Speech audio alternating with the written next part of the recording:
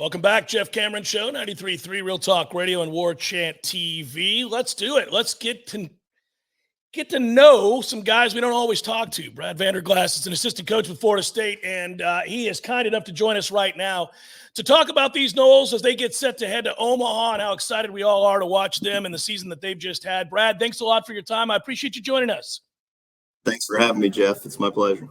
Yeah. All right. So you've done a little bit of everything, and certainly you've been with Link now for a while. You were with him at Notre Dame, and obviously we know that Notre Dame team beat Tennessee, did so in Knoxville, and got to Omaha.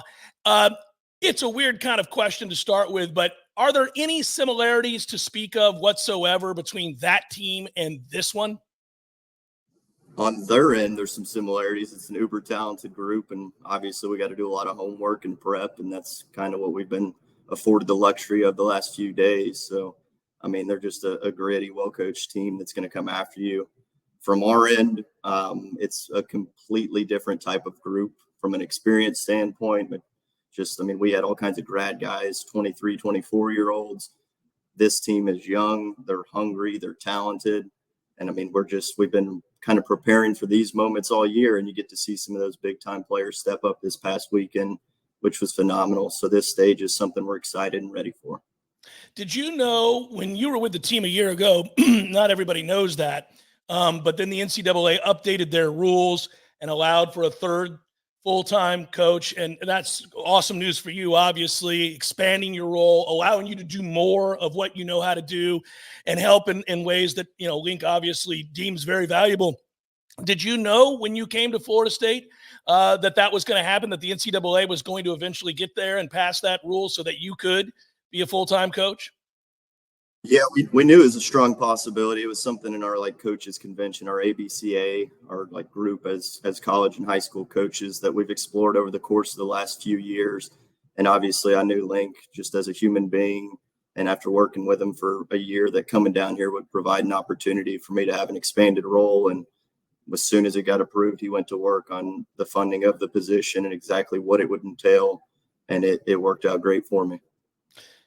You're very similar. I don't know if you've been told that. I've talked to Link a lot, and he strikes me as somebody that is incredibly thorough, leaves nothing to chance. In researching your background and looking at your responsibilities, and for people that don't know, you've done a little bit of everything, coordinate recruiting and camps, and you work with catchers and outfielders and infielders. You were an infielder yourself. All of these things. You strike me as an analytics guy as well. I know he is as well. I find all of this infinitely fascinating because I'm a baseball guy through and through, and I love baseball. You're very, very similar. Is that a fair assessment that you two have kind of a personality that meshes perfectly? Yeah. There's definitely some similarities, and I've been told that. And even walking down in the right field line at some of our games, until people read 29 Vanderglas, they mistake me for Link, and he's got about 20 years on me.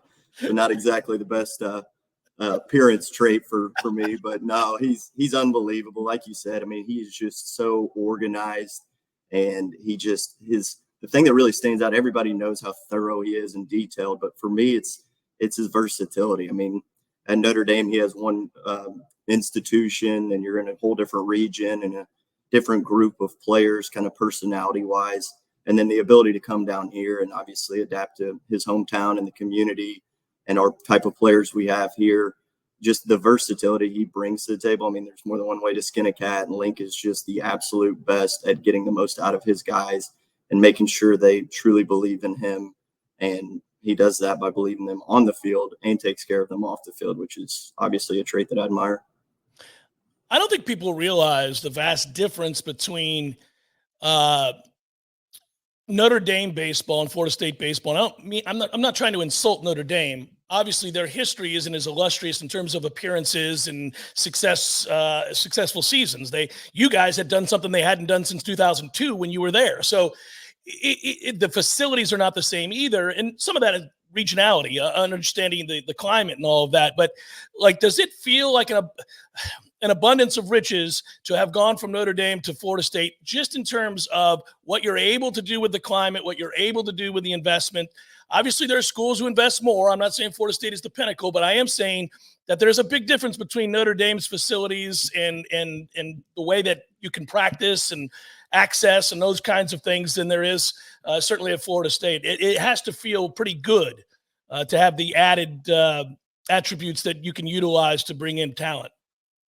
Absolutely. I mean, there's no doubt, and it all starts with kind of just the support of the administration here and the involvement of the community. I mean, you can talk facilities, climate, money all you want, but just the overall like baseball people down in the Southeast, especially here in Tallahassee, Leon County. I mean, it is unbelievable. Obviously, last year was a tough year. We went through it a little bit. Fans obviously voiced some displeasure. And I mean, I like that. I'm a fan of teams myself. And if you truly invest in the specific organization or a team, I think you have the right to voice your opinion, whether it's necessarily right or wrong. Just don't go over the top with it. But just seeing the turnaround and the support this year has just been unbelievable. And you see it here at Hauser. The crowds this year have been just incredible. We see it in the community anywhere we go. It's just unbelievable. The facilities help. The staff helps. I mean, we have more resources staff-wise here. We have dietitians, equipment, people that are phenomenal, student managers. The overall support, though, is just the thing that really drives it here and keeps us motivated and want to keep pushing the envelope. Obviously, Link's been pretty vocal about his desire to bring a national championship to Florida State baseball, and just all the overall support of everyone in the community and all the alums and all the boosters. It's been incredible. We got to keep this thing rolling. Brad Vanderglas, assistant coach, Florida State baseball, joining us on the Jeff Cameron Show. You know, it's one thing, Brad, for fans to voice displeasure and voice pleasure and celebrate wins and anguish over losses, but you're there every day. You work with these guys. You get to know who they are, and you went through a brutal season a year ago. Nobody around these parts, quite frankly, was accustomed to seeing something like that, but it's year one, and you're trying to establish a new culture, and you've got to flip a roster, and you have so many things you have to do that allows you to reach a place now where this team is going to Omaha. Take us through the pains of last year to where we are now, watching this team be one of the last 8 standing. It's got to be incredibly rewarding, above and beyond the emotions that fans feel. You, again, know these kids, and many of whom stuck around. A star like James Tibbs stuck with it, didn't transfer. Cam didn't. All these guys hung in there. It's got to be rewarding deep down, knowing that they persevered through all of that, and now this is the reward. Absolutely. I mean, these guys deserve it, and you can say it and say it and say it. You guys, a lot of the media and a lot of the fans have gotten to know them, especially here recently, kind of as coverage has really picked up. But I mean, you mentioned them, the James Tibbs, the Jaime Ferreras, the Cam Smith, the Almez Ross, a lot of that core nucleus position group, and then tons of experienced arms that came back to see this thing through. It is easy in this day and age to pick up and move to the greener grass. And these guys truly believed in kind of what Link was doing here, and the fact that they stuck it out and allowed and rallied around the new pieces that we brought together is just it's the most important part of it all. I mean, we got some older guys with the Daniel Cantus, the Noah Shorts. We got some guys that were younger that had some successful freshman season, but it was that core group of guys that returned that really coached these guys up, because this isn't an easy system what we do. Link basically has a whole nother language kind of for everything we teach our guys, and we can provide as much information as we want as coaches, but it's those players kind of leading the day-to-day and the off the field and the expectations of what it means to be a Nole and what the true expectation is here. And it's been very, very rewarding. Last year obviously was difficult, and I mean, our new staff that came in has done a phenomenal job at kind of learning Link system quick, bringing their own new ideas. I mean, you talk about Micah Posey, Ty McGahee, phenomenal. But I would be remiss if I didn't mention all the people that helped us get here, kind of recruiting some new guys and that were here last year. I mean, you got Rich Wallace at UCF, Chuck Rustano at Navy, and then you got so many other people that have kind of joined us or departed in the last 12 months that were all a key part of what's going on here. So, I mean, it's been fun to kind of write it out, and we're not done yet. You've had an opportunity to work, obviously, organizing camps, evaluating players, helping in recruiting. I remember asking Link before last season, what he was basically the subtext of the question was, what are you going to do to help flip this roster? And without trying to insult the kids that were, busting their hump and trying to play good baseball. But he talked about with any coach that he has, he asks that if they're evaluating a player and talking about a player that Florida State might recruit, they have to be able to play championship level defense at their position. And he's told me this numerous times, and you can see it year over year, right? This is a team that is not a collection of guys you're just putting in positions, but a bunch of guys that play those positions. And thus obviously fielding percentage has gone way up. And the efficiency with which this team plays is evident when you watch them week over week over week, right? I assume that's got to be fun for you as you evaluate players or you watch players in a camp or something. You know exactly what you're tasked with. It probably is right up your alley as an evaluator, right? That, hey, I got to know before I ever say to Link that this might be a kid we want to look at or any of those things. I got to know this kid can play championship level defense, whether he's a second baseman, a left fielder, a shortstop, whatever it might be. Absolutely. And it's the criteria for guys that we look for. I mean, there's a little bit of flexibility, but you mentioned, you're dead on. The defense is just the most core attribute. Usually there's a direct correlation between a guy that can really defend and that can run the bases. And that's something that's kind of a lost art in today's game, is the ability to just go out there and really be aware of what's going on around you. And then obviously offense is a bonus. Guys are going to hit, slumps can happen, but if you can truly pitch, number one, defend, number two, it's just run prevention, and it's going to keep you in every game. Obviously, it's kind of funny saying that this year when we're having a pretty good offensive year and hitting the ball over the fence. But, the defensive consistency, the infielders, the outfield range this year, Jackson West and McGuire Holbrook doing a solid job behind the plate for us. It's been consistent, and it's allowed that pitching staff to go out there and have a lot more confidence when the ball is in play. Now, striking guys out certainly helps team defense, and that's when Jamie Arnold and Cam Leiter early in the year and several of these other guys, that is just a giant asset. When you're talking recruiting, it's power stuff on the mound, it's command, it's true defense, and it's the ability to scratch across runs and hit some extra base hits is important. Brad, when you work with catchers, what is the most important thing that you try to convey to them? The trust. Their pitchers have to trust them. We can talk about everything we possibly want to talk about, but if the guy throwing the ball to them doesn't have absolute full belief in what they're doing back there, it ain't going to go well. You've got to make sure that pitcher is confident and committed to whatever the pitch call may be, that he can go back there and execute it, and that catcher is going to keep strikes. He may occasionally steal a ball, and he's going to contain everything back there. And that's the most important thing is, number one, does that pitcher believe in him? And then do all the guys around him kind of rally around him? Is he mentally tough? Is he a guy that can provide energy when needed? Obviously, the offensive piece is an added bonus, but the guy has to be able to go back there and be tough and truly trustworthy. I'll circle back to our team before I let you go and talk about the matchup against Tennessee. But I want to ask you, when you were at Northern Kentucky, a couple of things. First of all, are you still in the top 10 double plays turned all-time NCAA history? You got to know that stat, right? I actually have absolutely no clue. I think you are. Yeah, okay. Brad, I think you are. I looked it up. I looked it up, so I'll double check when we're done.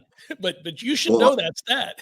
Well, I hope a couple of our guys break that record here, whether later this year or next year.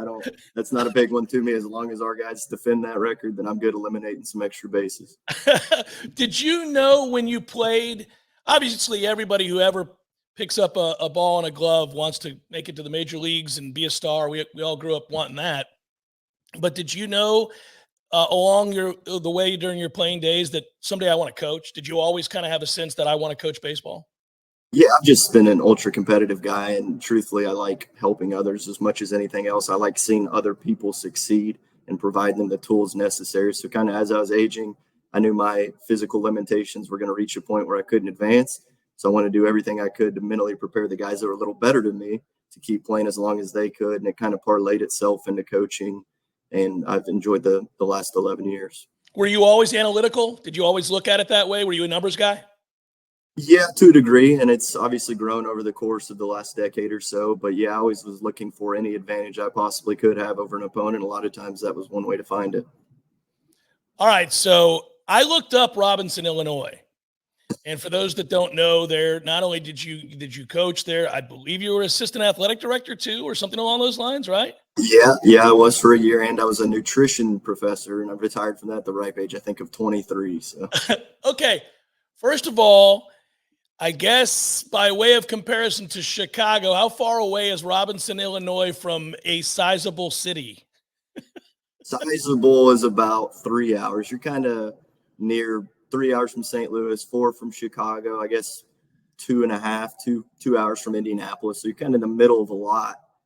Well, take that back. You're in the middle of nothing, surrounded by a lot. Is what you I was curious. I was tracking your journey, and I always look for interesting nuggets. And I was like, well, my man was there for 3 years. Let me go see what this is about. And then I looked and said, there are 7,000 people. So then I went to Google Earth and I clicked on Robinson, Illinois, and I zoomed in about the town. And I thought, how does one go about a daily existence? Not trying to slight the fine people of Robinson, Illinois. How does one go about a daily existence in Robinson, Illinois, given how young you were? I mean, we're usually excited to be out and about at the age that we're talking about when you were there. Not much out and about in Robinson, Illinois, is there? No, there wasn't a lot of social activity. Fortunately, I worked with incredible people. I mean, Lincoln Trail, at the time I was there, the people were awesome to work with. My boss, Kevin Bowers, the president at the time that was departing was Mitch Hannis, who's been at Indiana State as the head coach, and he's now actually just took the job at South Florida. Yeah. And then I worked with awesome coworkers, basketball coaches, and everything. So we'd run up to the Elks or go to the Mexican restaurant. But truthfully, I just cut my teeth in the baseball and recruiting world during those years, and it was invaluable. I mean, 3 years there truly was a long time, but I got so much experience, and I was afforded those opportunities by a great head coach, and it's something I wouldn't trade for the world. Yeah, when you got to Terre Haute, you must have thought you were in the big time. I mean, my goodness the, gracious. the big city. Oh yeah, we had some restaurants, a little activity. So we slowly have progressed with each opportunity. How did you get Jordan Brewer, who's a major leaguer for those that don't know, to Robinson, Illinois? We got told no a lot, believe it or not. When you're recruiting people to a college next to a cornfield that's next to a prison, the parents always don't just jump on the opportunity. So we kind of were the grounds crew. We did it all, but convincing Jordan, it took a little while. He was a kid from St. Joseph's, Michigan, so not too terribly far away. He was a two-sport athlete, big football player, just unbelievable human being. And Coach Bowers actually saw him first over at a showcase. And it's like, hey, you got to get all over this guy. So I spent a ton of time on the phone, drove up to St. Joseph's, watched him in a game that looked like a rec league game. There was no foul fence down either line. It was just an open field, and he clearly was an unbelievable player and the best one out there that I'd seen in quite some time. So he went down to Lincoln Trail and turned out to have a really good career. Yeah, it's funny you bring it up. I'm going to circle back and ask you one last thing about this matchup. But I did look up some of the athletic photos from the website of Lincoln, and it's funny. There's one of the soccer team playing, and there's literally a cornfield behind them. There's a massive cornfield behind the goal. Oh yeah. That's not I'm not pulling your chain there. That's real. There's a baseball field, a cornfield, and then a prison. So it was a heck of an experience. Though it was awesome. All right. Well, this has been a heck of an experience too, and this team has come a long way in a hurry. You've seen Tennessee. Some things have changed, but a lot has not. They're still really good. They still hit the ball to the ballpark. I will ask you this. Assess this matchup in the sense that this ballpark can play huge. Now, depending on which way that wind's blowing, there are days you cannot hit it out of the ballpark. And Florida State hits a ton of home runs, as we well know. So if two teams are playing one another that rely heavily on the long ball, and you're playing in a park where perhaps those balls are not leaving the yard, how do you change the approach? What do you talk about to your hitters? Well, one of the biggest things is just limiting the strikeouts. If you're not going to hit the ball out of the yard, you got to put it in play and make some things happen. Tennessee's a very well-rounded team, but just applying constant pressure, and that's something we train for. I mean, Coach Jarrett's always talking about versatility as an offense and just the ability to put runs on the board. So if you're not hitting it over the fence, you better find a way on base, limit the strikeouts, make them make mistakes, steal a base if needed, move the baseball. And then obviously on the mound, pitch execution, controlling the running game, eliminating free passes. They're a really good group. We're going to get a variety of really good looks from them on the mound. They're going to have guys that are right and left-handed from all different arm slots, different tempos, some power stuff, some guys with command. They're going to be prepared. So we just have to go out and play our game, and the ability to adjust throughout the game based on the looks that we're given is going to determine whether we win or lose. Coach, when you get to this point in the season, pretty much everybody is who they are, right? We know what these teams are, and all the teams that make it to the College World Series are really good. They wouldn't be there otherwise. At the very least, they're playing very well right now. Yeah. So it sounds like a simplified approach, right? But how do you get people to just play the game? It's so much bigger, right? In all of our minds, the team is the team. They're good. They've picked up the baseball all year. They've run the bases well. They've pitched when they needed the pitch, certainly frontline pitching. You know all of those things. Isn't it just about how quickly can we get relaxed? Absolutely. And some of these experiences throughout the year have helped us to prepare for that. I mean, obviously, we've had a lot of highs, and we've had some really good learning experiences. We went on the road to Clemson. I mean, that thing was tough that weekend, obviously, but those moments prepare especially some of these younger guys that hadn't seen those types of environments for this. Coach has been talking about it all year, and here recently he's calling it like fantasy land. Kind of reminds me of Disney World, honestly, if you're a baseball fan and get to make it out to Omaha. But we'll fly out here in a few hours today and have a chance tomorrow, Thursday, to go out there and practice at the field, get really familiar with kind of just the layout of it, the dimensions. There's no way to prep for that packed stadium that we're going to have Friday night. It's an unbelievable experience, but I think our guys' true belief in themselves and more importantly, each other allows them to kind of just relax and play the game. You've seen it all year where some guys are incredibly hot, other guys may be a little cold, and they're picking each other up. We just got to go out, believe in ourselves, believe in our preparation, and play our game. I'm excited for you, Coach. I'm excited for these kids, excited for the program, and I wish you nothing but the best. This has been really enjoyable. Thanks for making the time. I'll talk to you again down the line. Hopefully I'll run into you in Omaha. Take care. Thanks a ton, Jeff. Hope to see you out there. Okay, you take care. That's Coach Brad Vanderglas, and what an opportunity it is to talk to him today. We've had our chances to talk to this entire staff and obviously Link a few times this year, but you can see how buttoned up this group is, and we can talk about all the things that it takes to get to Omaha, but it wouldn't happen without this staff doing such a good job of keeping these guys, having their head in it, getting them focused, and learning from those experiences. I should have said to Brad, at least he won't have to deal with Clemson's baseball operations constantly hitting a button to play that stupid song. It doesn't exist in Omaha, thankfully. Chef Cameron Show 93.3, Real Talk Radio, Warchant TV.